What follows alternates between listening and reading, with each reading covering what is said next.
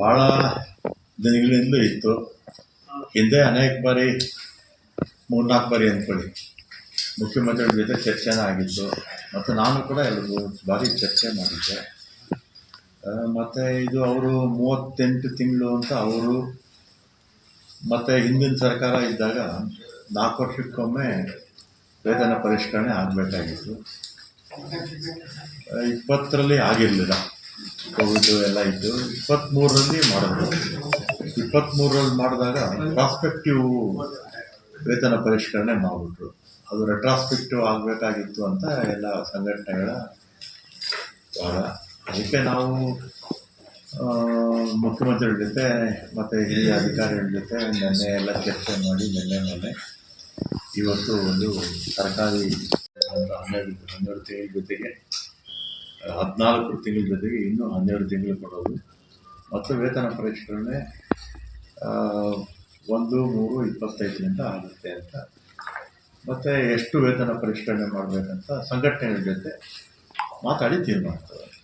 ಉಳಿದೇ ಇರ್ತಕ್ಕಂಥದ್ದು, ರಿಕ್ರೂಟ್ಮೆಂಟ್ ಮಾಡದೇ ಇರ್ತಕ್ಕಂಥದ್ದು ಎಲ್ಲ ಕೂಡ.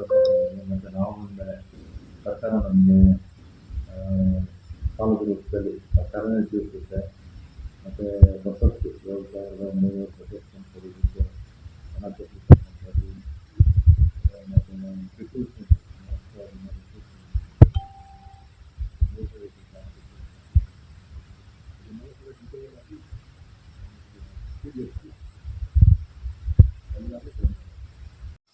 ಭಾಳ ದಿನಗಳಿಂದಲೂ ಇತ್ತು. ಹಿಂದೆ ಅನೇಕ ಬಾರಿ 3-4 ಬಾರಿ ಅಂದ್ಕೊಳ್ಳಿ ಮುಖ್ಯಮಂತ್ರಿಗಳ ಜೊತೆ ಚರ್ಚೆನ ಆಗಿತ್ತು. ಮತ್ತು ನಾನು ಕೂಡ 2-3 ಬಾರಿ ಚರ್ಚೆ ಮಾಡಿದ್ದೆ. ಮತ್ತು ಇದು ಅವರು 38 ತಿಂಗಳು ಅಂತ ಅವರು ಮತ್ತು ಹಿಂದಿನ ಸರ್ಕಾರ ಇದ್ದಾಗ 4 ವರ್ಷಕ್ಕೊಮ್ಮೆ ವೇತನ ಪರಿಷ್ಕರಣೆ ಆಗಬೇಕಾಗಿತ್ತು. 20ರಲ್ಲಿ ಆಗಿರಲಿಲ್ಲ, ಕೋವಿಡ್ ಎಲ್ಲ ಇತ್ತು. 23ರಲ್ಲಿ ಮಾಡಿದ್ರು.